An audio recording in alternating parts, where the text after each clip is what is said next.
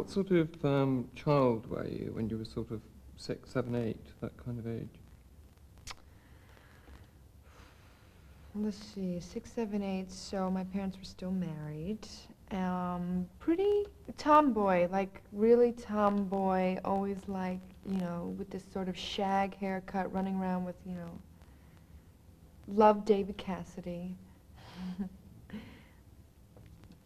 I don't know, just kind of like, a boy. I think I was like just a little boy. I had an older brother, but I always wore his hand-me-down clothing. Why do you think you were like a boy? I don't know. Maybe because we weren't allowed to cry or be unhappy in our house, so that was like a girl thing. So I just thought I'd be a boy. What I know about sort of anorexia and bulimia, eating disorders, a lot of it's said to be to do with control. Yes. Did you find that in your women's group? That control was one part of it. I think, as I said before, I think bulimia especially, which I did suffer from like 13. which is overeating. It's binging and Yeah. purging, that whole thing, is a lot to do with that anger, and not having a safe place to express anger. But I mean, that's like a really broad term. And What do you think you were angry about then when you were 13?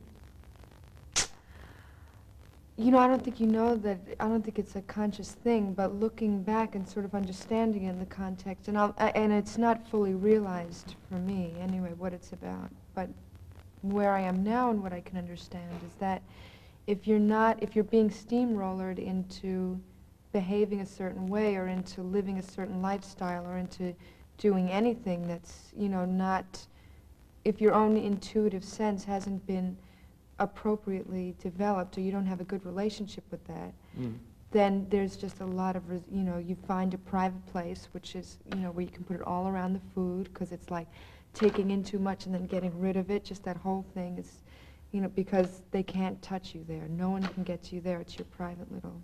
You'd actually sort of go out and buy half a ton of food sort of thing and eat it all and then make yourself sick. It depends. Sometimes it can be like that. Other times it can be just a normal meal, but you just don't want the calories. Or usually, I mean, when I was going through that period, it's not connected to any emotional life. It's connected to wanting to be thin and wanting to not gain any weight. Supergo was my healthiest time, actually, except for now. For the last 2 years, I've been really, healthy. I've really In what way was it your healthiest Well, time? because I had to gain 16 pounds. So you were eating And I a had lot. I had the most beautiful man in the world, Alf Joint, who trained Chris Reeve. He was like this big sort of Cockney bloke who did the Cadbury commercials. He's the one who dove off the cliffs in the Cadbury. And, and he would just get me in the pool, and we'd swim 50 laps, and he'd make me run a couple, and I'd be eating. Like, he'd make me eat he'd come in, and I'd be exhausted. He'd go, and he'd have some chocolate Brazils, as he'd call it. He goes, "Come on, then, have a chocolate Brazil." I go, "Oh, Alf, no chocolate," because to me, chocolate, like, this is the beginning. Chocolate, you can't. "Come on, you've got to have some chocolate." He just, like, make me have these chocolate Brazils, pretty much. And, pretty soon I was like, I don't know. It was a really positive reinforcement. So how does eating disorders and control like that relate to relationships? Does it mean you're worried about controlling other people as well? Oh, yeah. I mean, definitely you're going to, like, come into...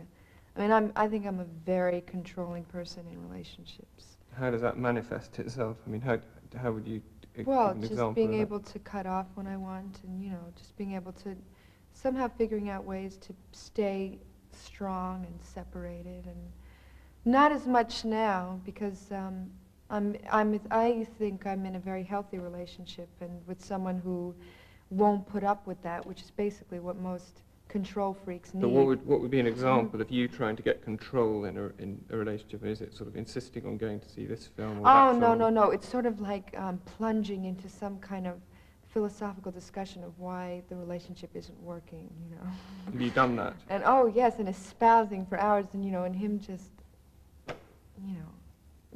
if I could describe you, he's a wonderful, wonderful man, but just sort of like